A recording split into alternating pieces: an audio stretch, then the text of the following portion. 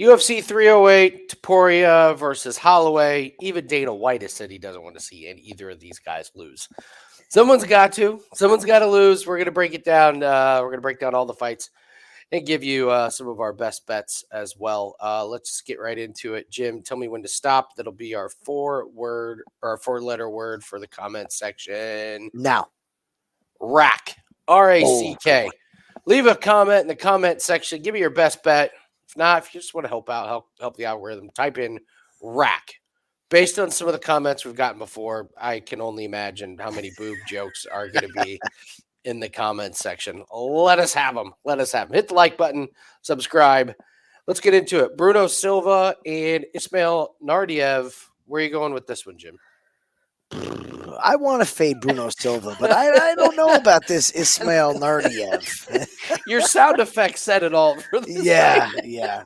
Let's just say I'm not going to be rushing to my TV to watch this fight at 12 o'clock or whatever. 10:30 a.m. I think. 10:30 a.m. Yeah.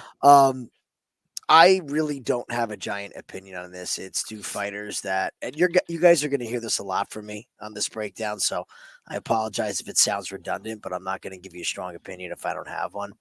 I know how bad Bruno Silva looked, but this Ismail Naurdiev at this weight class, I have massive questions. Why in the world is he getting this fight?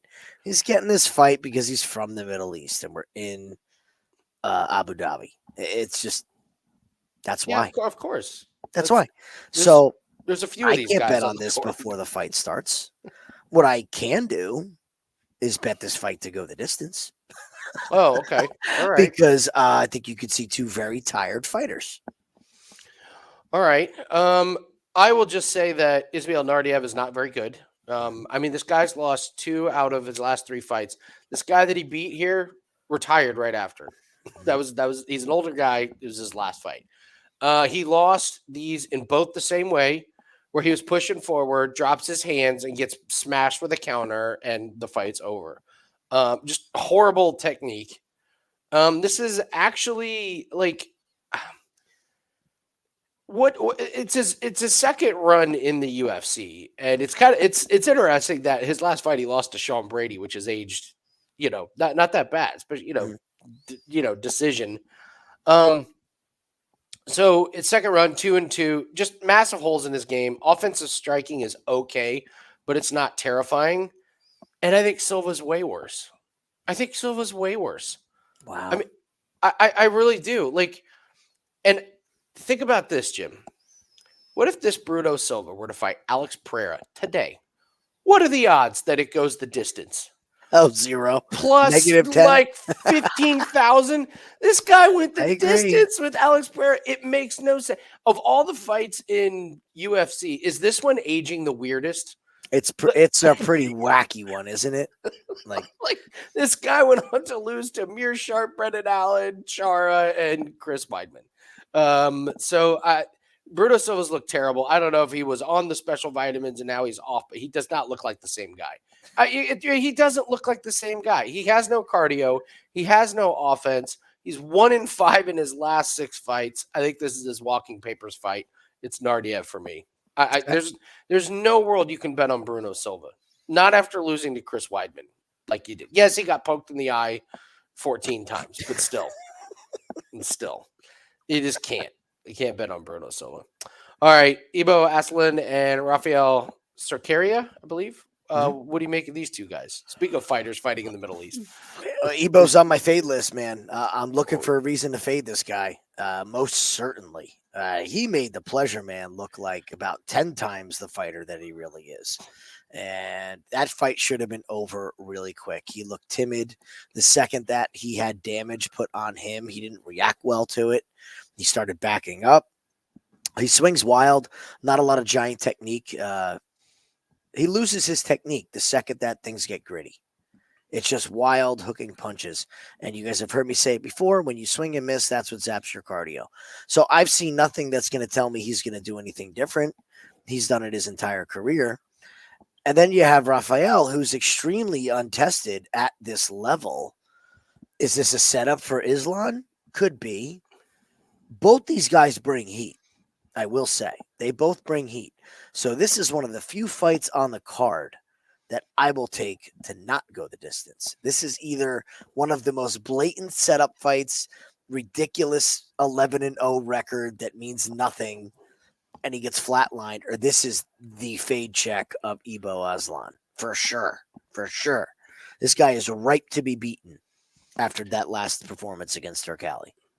I am going to go with the side that this is a setup fight for Aslan. Okay. This guy's fighting in high school gymnasiums against 6-3 fighters in demo fight 19. He got that fight because he beat a 1-1 fighter in demo fight 18. This guy's fighting a who's who of absolute nobody. I think Aslan carries way too much muscle. I think that's part that gets him tired. Okay, it looks great. Those delts look amazing. I get it. But, man, it just doesn't seem like it translates to him. He's low volume. His cardio's, not very good. But this Cerqueira, he's low volume as well. And he doesn't have very good striking defense. I watched him get pushed back against the fence.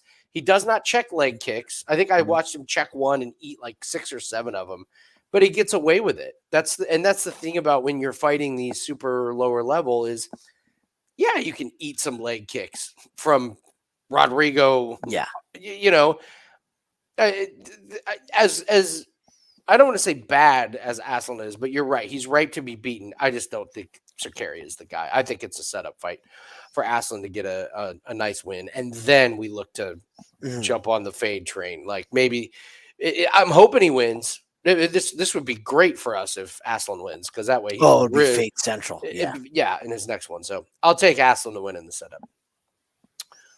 Blast from the past for us. Carlos Leal's getting a fight against Rinat Fakhretdinov. I got to tell you guys, I've never seen a fighter pull back and feel bad about knocking a guy out than Carlos Leal did in his last LFA fight. It was wild. Like even Carlos Leal was looking at the ref like, "Are you serious?" And then he finally, and I say finally, 3 minutes into the first round, but it was such a mismatch. Like Leal felt bad for the guy. But yeah, our old PFL buddy now getting a kind of a last second shot here. Interesting matchup. What do you make of this one? I am so genuinely happy for Carlos Leal. I am happy for this man that he gets his shot. It was very odd that PFL did not pick him up again. They just basically gave him his walking papers when he was taking fights on short notice for them, going up against Sadabusi when Sadabusi was in his prime. I mean, fighting whoever they put in front of him. We made a wad on Carlos Leal over David Zawada. That was such a great fight. He was that crop of former UFC fighters coming in that year, and we're like, David Zawada. I don't know. Same thing against Delano Taylor. I've had a great read on this guy.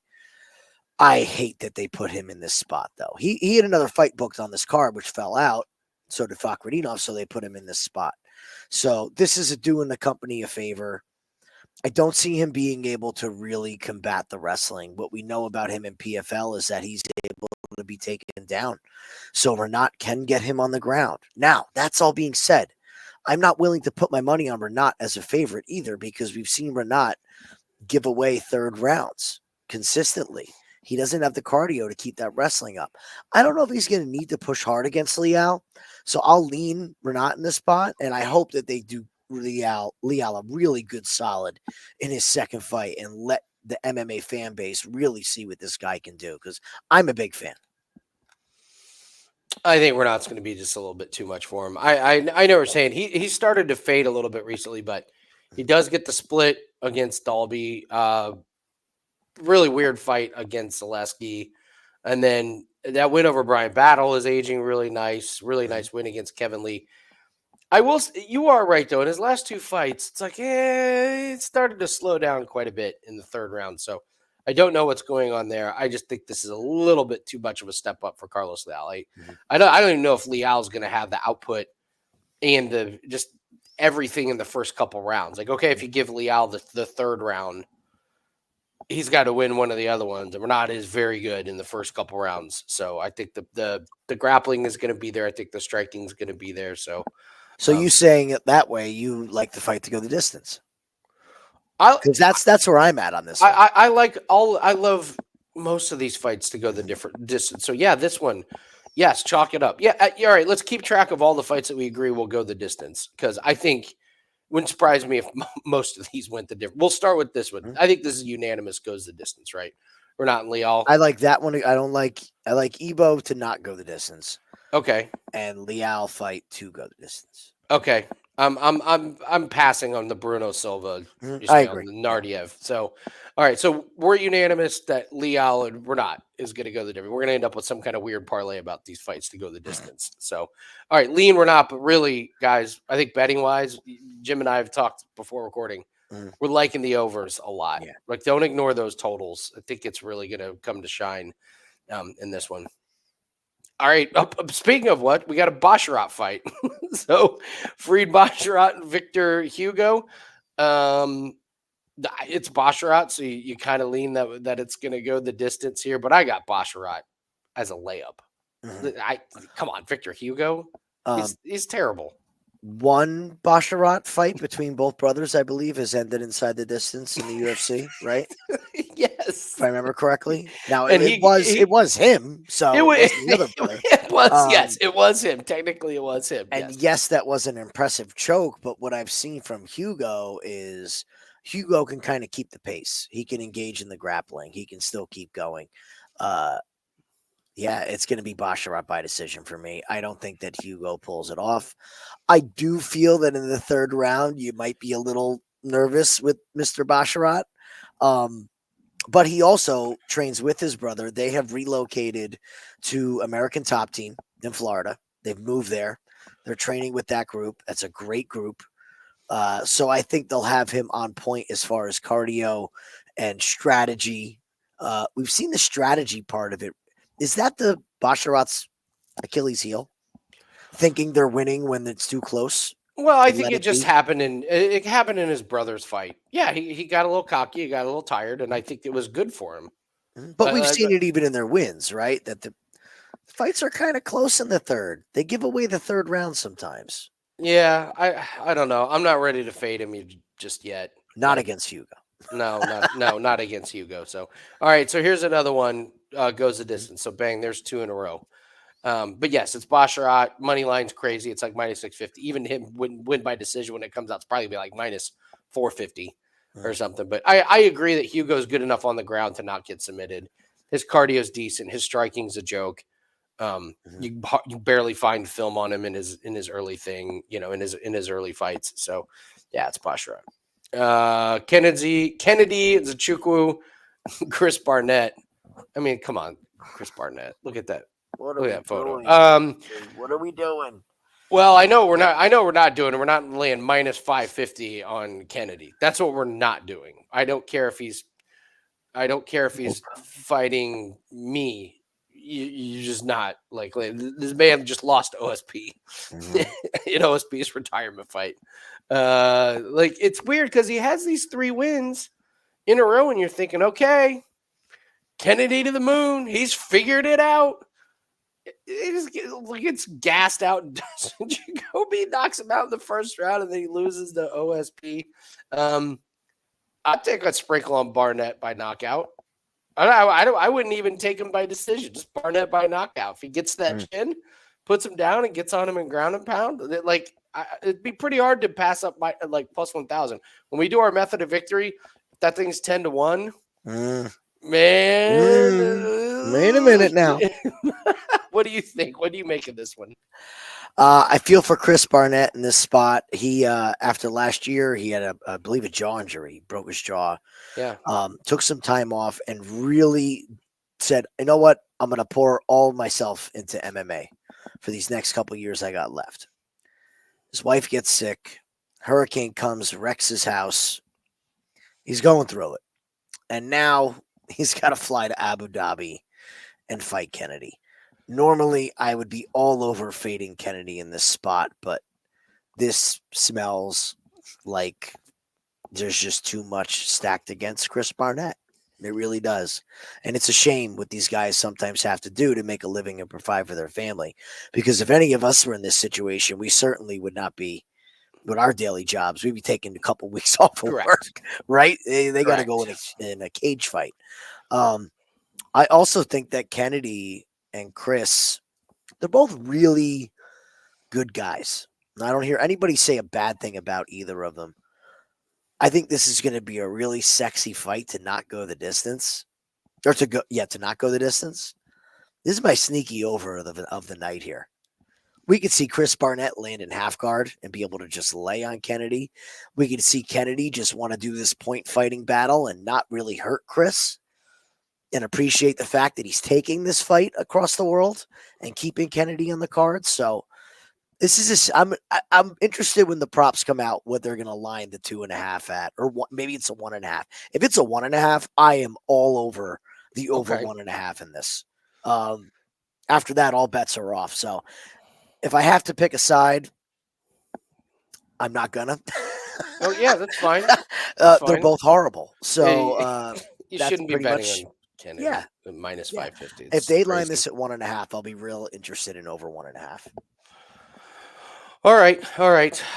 Move on to Abus Magomedov and Bruno Ferreira. Interesting matchup. What you take? Man, they're making you try to plant a flag on either side with this card, and I just refuse to do it. Abus is a red flag in every way, shape, or form.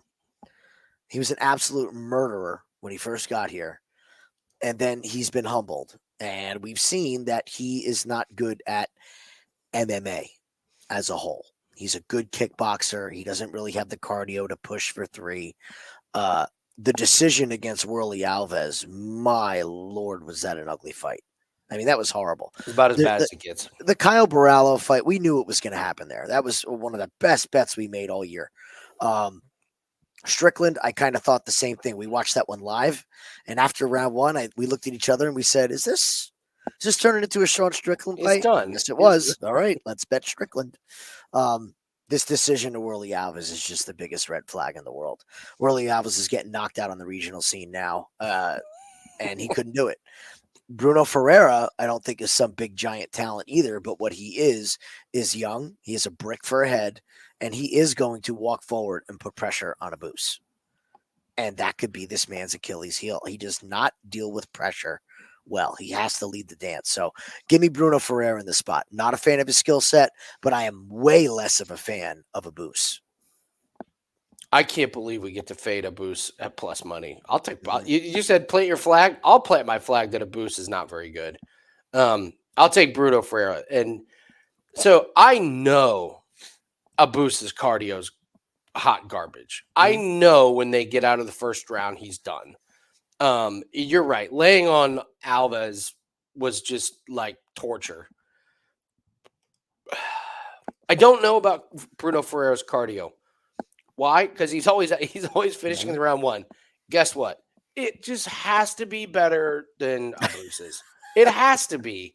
If Abus doesn't get him out of there in the first round, I think Ferreira's live for the KO.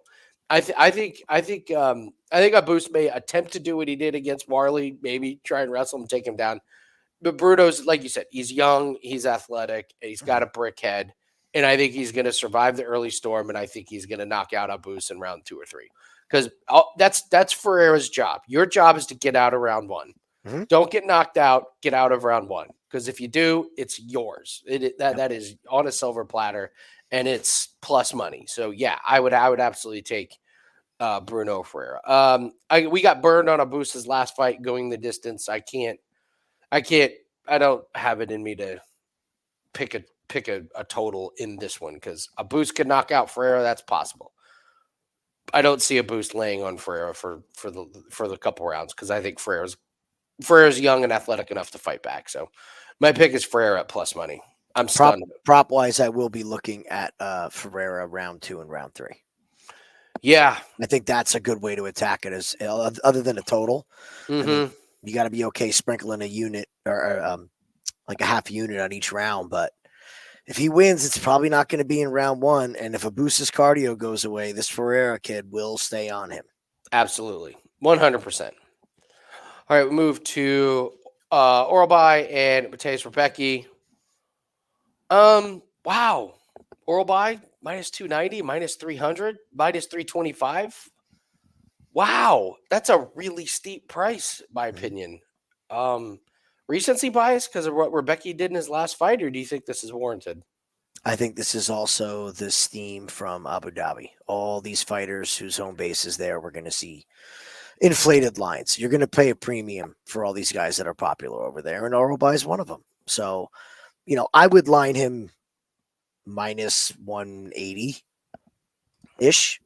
Okay. He would be sub minus 200. I think that he's going to make Rebecki fight the same fight that Rebecki just fought. I don't think that Rebecki is going to be able to power wrestle him. Therefore, it's either going to end up with Orolbai on top, or it's going to be a stand-up striking affair. And we just saw the amount of damage that was put on the face of Rebecki. It was bad. We were talking at the time that is damage that takes a long time to get over. The amount of scar tissue that is now built up from all of that swelling. He couldn't see out of either eye. He was cut. He was just destroyed. If he has to stand, I think we could see more of the same. I don't think Orolbai is a big dynamic striker, but I think that he's going to have a pretty good size and strength advantage, even though Rebecki's a powerhouse. He's just a bigger fighter. So if this becomes a wrestling match, it's like having a fighter in two different weight classes. Huge advantage. There's a reason why we have weight divisions. So I like Orolbai. I like his skill set. I think he sticks to a game plan, which we know Rebecki doesn't. So give me Orolbai. I just don't like the number on the money line.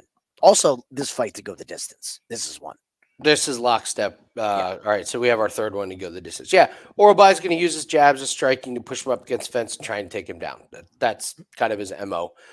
Great fight against Brenner in his last. That was just a really entertaining, great fight by both guys.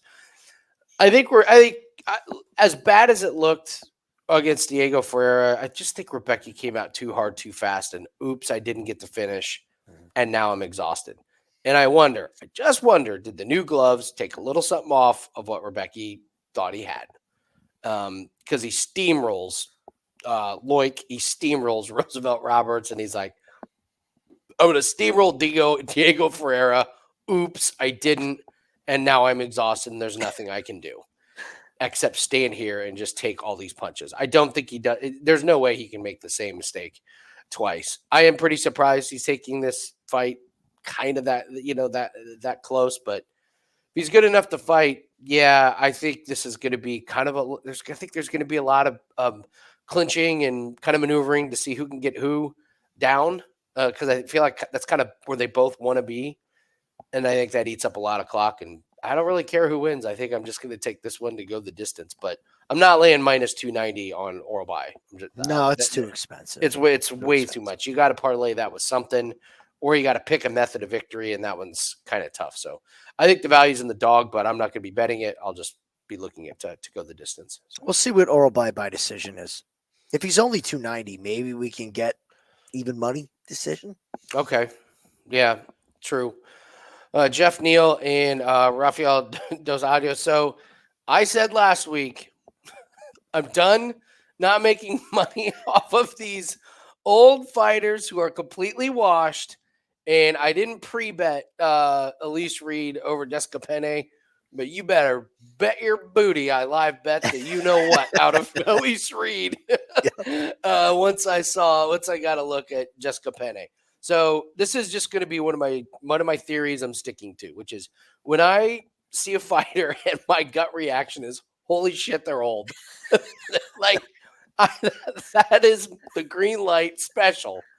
So my question to you is, does this fit this box? This is a 39-year-old RDA. Yes, he's past his prime. Just lost to Gamrot. And it wasn't the worst performance in the world. I didn't think Gamrot looked all that great. And before that, loses to Luke. So, okay, congratulations on beating Brian Barberena. You should. Gets knocked out by Fizia, but he actually, did pretty well in that. And then beating Moicano. Like this Yeah. guy, this But guy's remember, that was a really late notice moment for the Moicano. We okay. were that I throw that Moicano fight out. That's not the Okay. Moicano we know and love today. Okay. So is this a perfect spot to fade the older fighter? He's 39. And Jeff Neal's coming off these two losses, Gary and Shavkat. I'm not listen, if you want to hold that against him, go right ahead. I'm not going to. What's your take on Jeff Neal and RDA? Does this fit the fade the old guy? Let me. How much action do you think we're going to see in this fight? I think this fight is going to be absolutely horrible. I am not looking forward to this fight at all. Okay. 32 and so fade the old guy number one. So he's almost 40 years old, right? Yeah, he's 39. 39. Okay. Yeah. He's got 48 pro fights. I think you can add a year or two onto that age with that many fights. The wear and tear. Yeah, it's a lot, man. And it's showing up. His chin is still there, but it's just like his body doesn't move. And, as you get older, your reaction time is one of the first things to go. You can still be a monster in the gym, lift weight, be fast, hit the pads good. But defensively, your reaction is so much slower. And that's why it's so much easier to get hit when we get older. This is also, I believe, at welterweight, right? Or are we at lightweight? They're fighting at welterweight. So RDA can't really make 155 anymore, so he's forced to fight at 170. Yep. Neal is going to be the bigger guy. I think Jeff Neal is a pretty boring fighter myself. I've never been a big fan of him. But I can guarantee you one thing we're going to see in this fight, a whole lot of cage control, whole lot of leaning up against the cage for both guys. So I think Neal's going to be able to squeak this thing out at the end. I absolutely love this. Is my favorite fight goes the distance on the whole card. Absolute Lockstep. favorite one. Yeah. Lockstep. Jeff Neal's Number not 4. finishing anybody. there's number 4. So we got Neal, RDA, Orolbai and Rebecki, Basharat, Hugo, and Fakhretdinov and Leal. We got 4 fights that we love to go the distance. Yeah, I'll have to think about it. Time of recording this video, I don't know. I haven't gotten to the window on Jeff Neal. It has to be a parlay piece though, because Neal is, so like Neal's pretty juiced, but I could figure out a way to put him with something. But yeah, again, best play over. Shara Magomedov and Armin Petrosian, and you don't understand the line at all, do you? This makes no sense. This is favoritism. This is fighting in Abu Dhabi. This is a name. Could you pull up Shara's profile, please? Absolutely. So we see a 14-0, right? We do. Okay. All right. So we'll give him credit for beating Oleg Zaitchuk. We'll give him credit for beating Anton Tricali. We'll give him credit for beating Bruno Silva. Now, we have a 7-6 fighter. We have a 21-5, which I'm sure is one of the most padded 21-5s you'll ever see. Look at this guy. Oh, come on. He's a childless cat lady. Come on. Give me a break with these divisions. I don't think Shara is anywhere near as good as everybody makes him out to be. His signing is a let's please the Abu Dhabi fan base and get their guy in. They can only book this guy over there. He can't get a visa to come to the United States. This is the only thing they can do is book him. Now he's 14-0. He's got to start fighting legitimate people. I believe Armin is one of those legitimate people. We haven't seen any wrestling from Shara whatsoever. I did against Oleg Zaitchuk, and it wasn't going well for him, for Magomedov. And I've never seen someone literally have no idea how to do it. Get your arms around someone's neck and not know how to apply a choke. It was obnoxiously pathetic. Now, all I can hear everyone say is how bad Petrosian. It was horrible. I was screaming at the TV. That one, absolutely screaming. That fight should have been over. Beats Christian Leroy Duncan by decision, keeps his composure while Duncan is throwing flashy stuff. Keep that in mind. Loses to Rodolfo and looks horrible. However, that is an opposite matchups galore fight right there. I mean, all of Rodolfo's strengths are Arman's weaknesses. Before that, School's AJ Dobson loses on the ground to Caio Borrello. Beats Gregory Rodriguez in a stand-up fight. So what's the trend that we're seeing here? If you can wrestle, you can beat this man.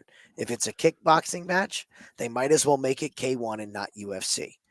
The reason I bring up the Duncan fight is because Shara's going to throw spinning stuff. He's going to throw all these kicks. And I think Arman's just going to stay tight. And we started to see Shara's gas tank go away. I know Arman can kickbox for 3 rounds. He can kickbox for 10 rounds. He will not get tired. So if we don't see any wrestling from Shara, I think this 14-0 goes down this weekend. This has written on it, upset all the locals, upset everybody's parlays. This guy gets parlayed with Ankalaev.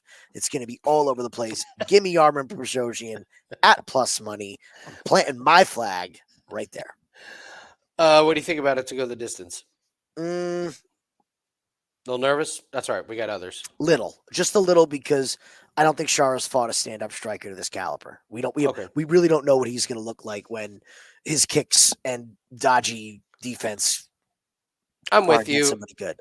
Shara holds his hands down to the side. He throws a lot of weird stuff, and it works against the guys that he's fought. But I'm with you that this is recency bias from how bad Petrosian looked on the ground. Shara ain't getting it to the ground.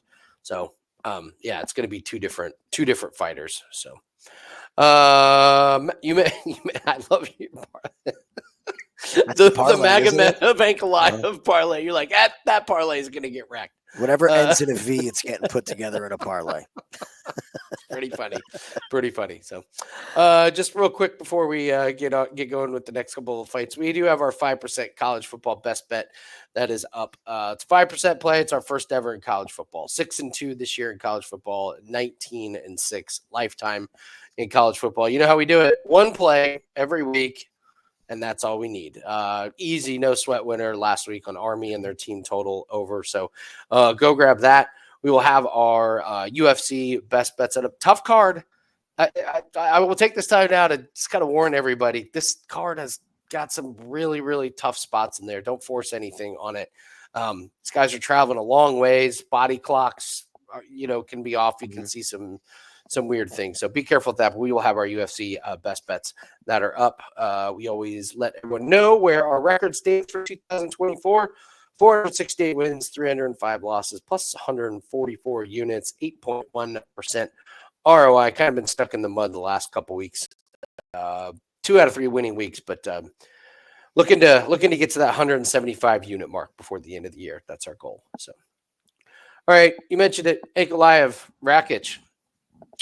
I am just kind of hearing about why is Rakic this plus money? He's good. Why is Ankalaev such a big favorite? Rakic is really powerful. I don't know about you, man. I'm out on Rakic. That's too much damage. Huge knee injury. He just got ground and pounded out. I don't know. Could he still have success? Yeah, against someone like Ankalaev, man, tall task. I don't know. I guess I was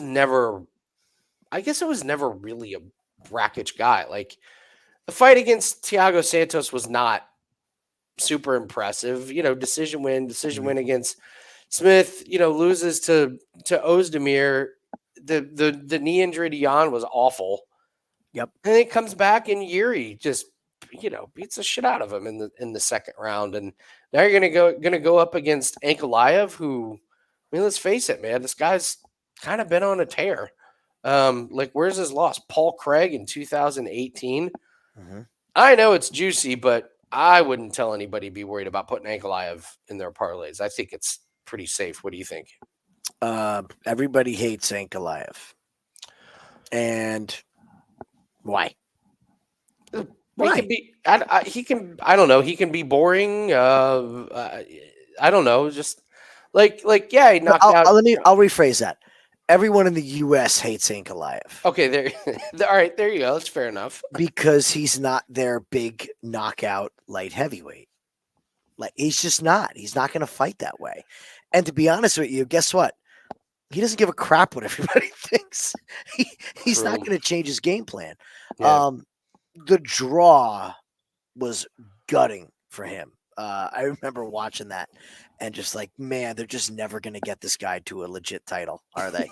Like they keep trying and it's just Draw. this draw. You're like, God. All right. And then he comes back, the no contest against Walker, where Walker apparently forgets how the UFC rules work if he wants to really keep fighting. No. We'll keep fighting. And then he sends Johnny Walker into oblivion, which was that fight was on its way to already. So I think this is Ankalaev. I have questions about the durability of Rakic and the ground game of Rakic. Also, the motivation for Ankalaev on his home turf. I wonder if he'll be a little more motivated to open up and go after this kid a little bit more. I agree with you. I think that Rakic has taken a career's worth of damage, and we could be seeing that all catch up. This is the second fight after that injury, but he looked. People say that he was winning that fight against Yuri. I think he was playing into Yuri's hand. He fought that fight exactly how Yuri Prochazka wanted him to fight. Mm-hmm. Right. Yeah. So it doesn't show you can't get into a gunfight with Yuri. And that's exactly what he did. So I think he's going to probably end up getting played into how Ankalaev wants this fight to go. So I think we're pretty safe on Ankalaev in this spot. I think he's the next title challenger. It's him versus Ferreira. Yeah, if we're breaking down the X's and O's of how I see this fight going, I know Rakic can have good leg kicks, but so can Ankalaev. Like, Rakic has to damage up Ankalaev early. If he doesn't, Ankalaev's going to damage him up, and it's all going to result in a takedown where Ankalaev just works that ground game. Wouldn't be surprised if Rakic got another ground and pound KO loss. But unless Rakic gets it done early, this Ankalaev he's just going to grind him out, man. It's just going to be out grinding it. I don't think it goes well for Rakic. I would be perfectly fine with putting Ankalaev in parlays. This one, no, on going the distance. This would not. I would. This one, no. Yeah, I wouldn't take this one. No. All right, this one I would. Lerone Murphy and Dan Ige. I have this one circled as my for the article I wrote for Wager Talk. The very first sentence is "Fight goes the distance. I don't care who wins." I just these guys they're really good. Their styles they're not 100% the same, but they're going to stand. They're going to strike. I think Dan Ige is going to be trying to get a little bit more inside. Dan Ige, I sometimes he can lunge in with his punches a little bit more, but I just watched Lerone Murphy. That was a war, man. That was a great fight against Barbosa, but goes the distance. 5 rounds. Josh Cooleybo goes the distance. Gabriel Santos goes the distance. He just doesn't have that KO power when he's fighting guys, similar to his level. So it ends up being a, kind of a point fight. And, Dan Ige, goes the distance against Lopez. Okay, knocks out Feely, whatever. But decision Mitchell, decision Landwehr. Neither of these guys have been finished. Like Lerone Murphy's never lost, and Ige don't believe he's ever been finished. All of his losses have come by decision, even going back to 2015. So I think the odds are a little bit crazy. I would lean Lerone Murphy. I'm not paying minus 250, but I don't care. I'm not betting on the outright winner. I'm just putting this as to go the distance. What do you think? This fight is going to get people so mad. This is going to be a razor close decision. Going to get people so no matter what, people are going to be pissed, right? Because Lerone he's minus 270, so it's a little steep on. It's a lot of steep on. It's very steep. It's not a little. Come on. So what does everybody do? If you have a state that has a 3.5, you're going to take him minus 3.5. Oh, okay. And then that split decision is going to read out 29-28. That's actually where I'm going to look in this is the plus 3.5 on Ige. Now I know not everybody can get that, so I agree with you. It is fight goes the distance. All day, all week, twice on Sunday. These guys are going to a decision. We're not going to know who won. There's going to be a screwy scorecard that's going to have it 30-27 for one guy, and it's going to be a split decision either way. They're extremely closely matched. It's 3 rounds. We know they both can go 5. It's the recipe for just 2 cats in an alley for 15 minutes. And you hit the nail on the head. Don't care who wins. Gimme fight goes the distance. Absolutely. I think 100%. Dan's going to, coming up to the fight card, I think they're going to do a lot of press about Dan taking this fight. And I wouldn't be shocked to see him take money. I also wouldn't be shocked to see him take money live. So just okay. think about the numbers here. Don't lay the 270 on Murphy. You might get a better number come fight time. Okay. All right. Robert Whittaker and Khamzat Chimaev.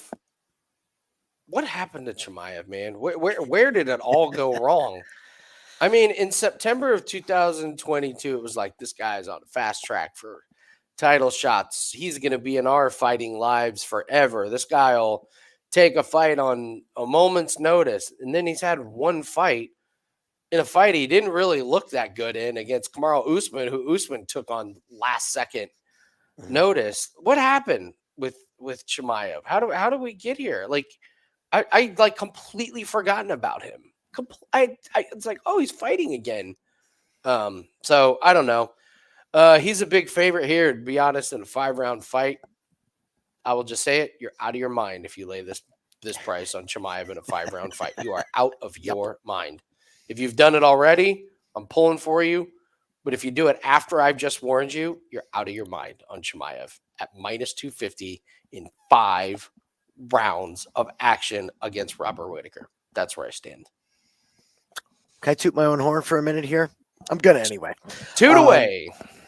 So everybody called me crazy, and I got some really obnoxious messages and emails when I stated when Shavkat was only 2 fights in that he was better than Chimaev.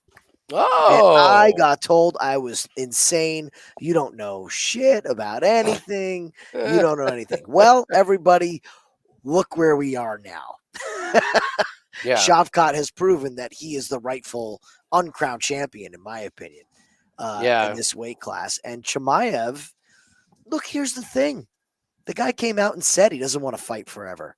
He wanted to provide for his family, get his mother a house, bought her a house, got them all set financially, and we haven't seen the same fighter since he started making the money. This is a sports thing in every sport. When athletes get paid and they make big dollar, it changes how they play. It changes how they fight. It changes how they market themselves. It changes a lot. Now, Chimaev did change his camps, said he was doing a lot of things wrong. Yak. This is another 13-0. Is he going to retire undefeated? Well, maybe if he finishes this fight, he might. He might never see a title, but he could retire undefeated. This is a tall task. Real simple way to bet this. We spoke earlier in the week. There's only one way to play this fight. You are going to watch the first round, and you're going to hope that Robert Whittaker survives. Then you're going to watch the second round, and about halfway through the second round, you will see Chimaev's cardio fail. And when it does, you climb on Robert Whittaker.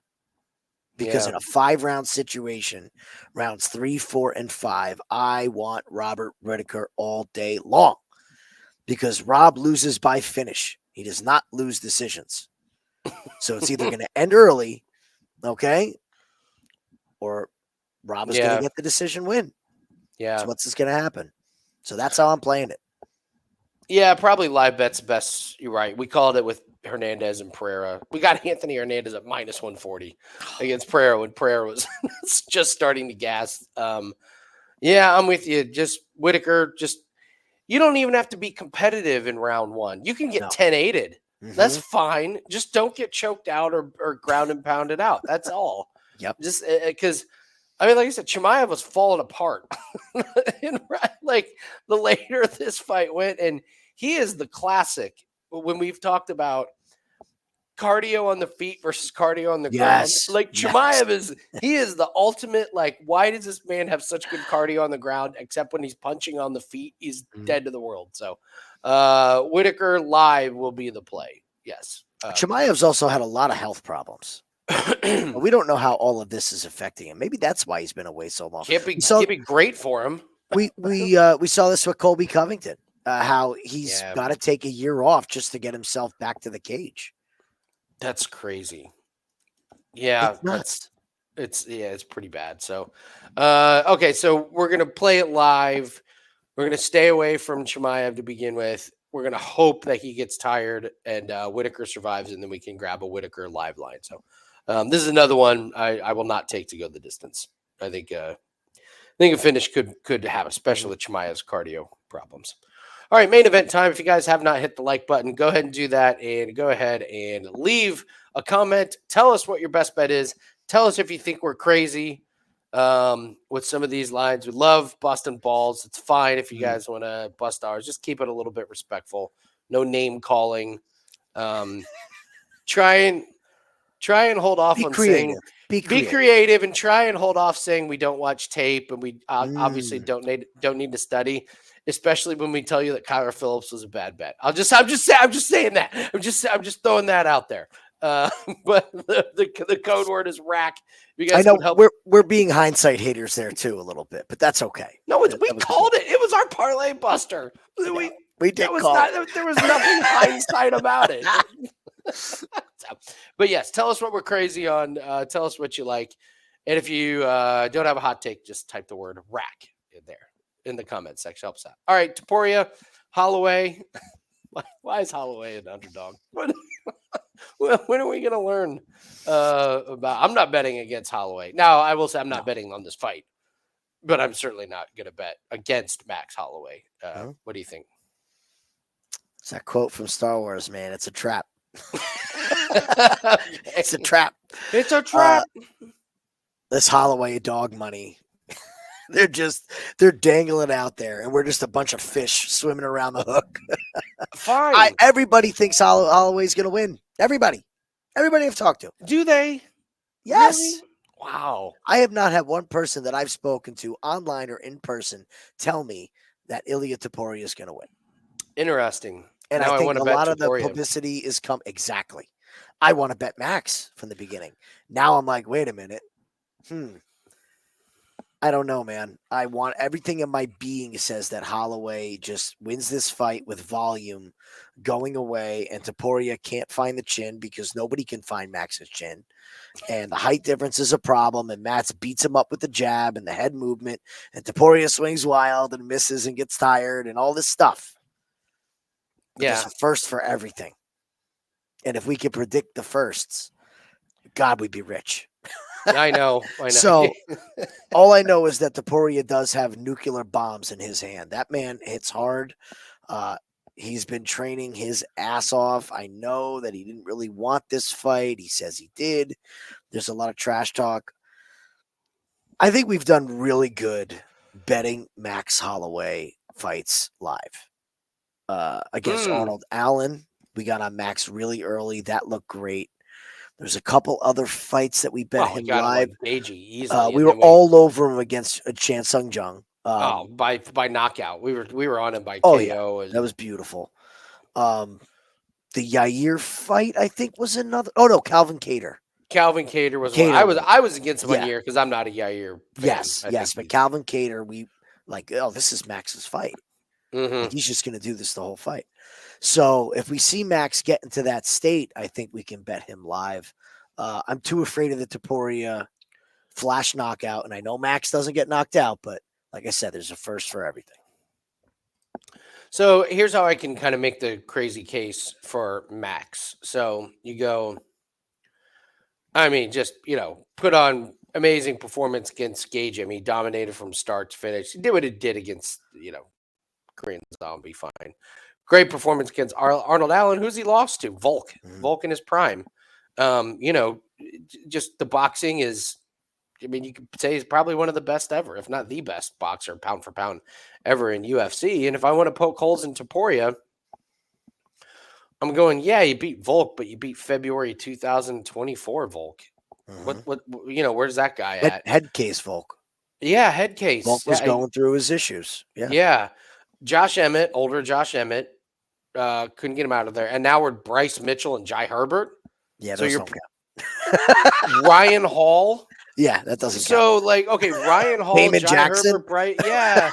Yeah, so it's not like he's been it's not. You want to go through the list of who's had the better opponents. It's Max Holloway, and it's not even really close. So if you wanted to poke holes in that. Now, on the flip side, you could also go, well, Topuria beat Volk, and Max lost to him 3 times. So Topuria is on the way up. I just know I won't be betting against Max Holloway. And yeah, right. Live lines will be open. And if we see Holloway start to toot him up in the first round, and maybe we're like, Topuria may not have that KO power anymore. The size will be really interesting. Face-offs may tell us a really interesting story. So Max with the quote of the card, by the way, was when Topuria was telling him, "You're too old. It's a young man's game." And Max, in his cool Hawaiian accent, goes, "You're only 3 years younger than me, brother." Like, I'm in my prime, just like you. A lot of the talk from Topuria has seemed very hollow. That's why I bring it up. And yeah, I don't he's know. not that great at trash talking. Well, He's trying. He's trying. Trash talk is one thing, but I know he has self-confidence. At 15-0, what happens when this doesn't go his way? That's a good point. It's a good Just point. saying. Yeah. All right. No pre-bets. We'll watch it live. Okay. All right. So let's do just a quick little rundown. All right. So Silva and Naurdiev, both these guys suck. Don't bet this with your own money, but I'll pick Naurdiev for purposes of this video. I think Aslan beats Cerqueira. I don't think Cerqueira is very good at all. You're kind of staying away. Not Not really. I really. haven't got there yet, but now that hearing you say that, that's my 2 options. All right. Rinat and Carlos Leal, over. For Basharat and Hugo, over. Kennedy and Chris Barnett, we just Enjoy it. Enjoy it. Yeah. Drink break. Abus and Bruno Ferreira. I'm on Ferreira Bruno. in that one. Orolbai and Rebecki, over. Geoff, Neal, and RDA, over. Shara and Petrosian, we like Petrosian.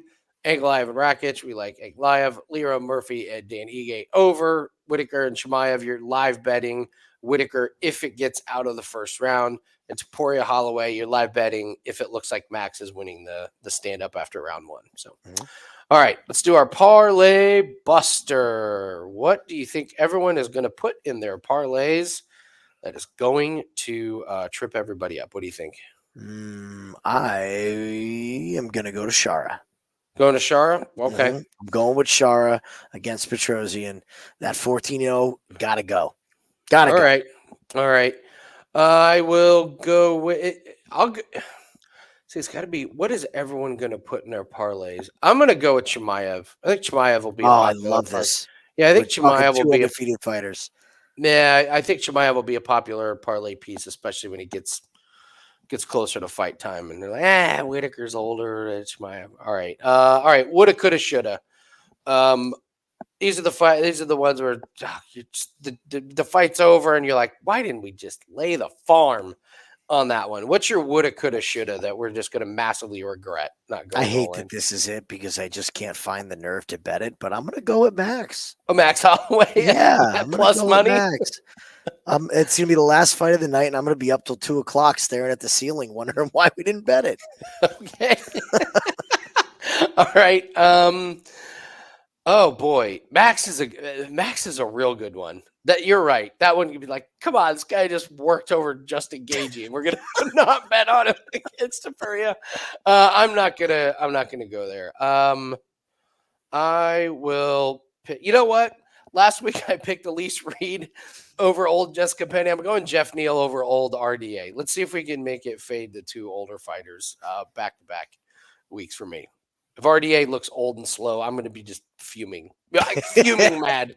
Like, why? Why didn't we pick Geoff Neal? You're not going to get a live bet in fast enough. You're going to have it locked and loaded in that fight. As soon as RDA misses open, as soon as RDA misses a hook and trips a little bit, it's over. All right, guys, that's going to do it for us. Thanks so much for joining us. Don't forget to like and subscribe. If you have not joined the Discord, go ahead and do that now. Thanks so much. Good luck on all your plays, and we'll see everyone later. See you Saturday.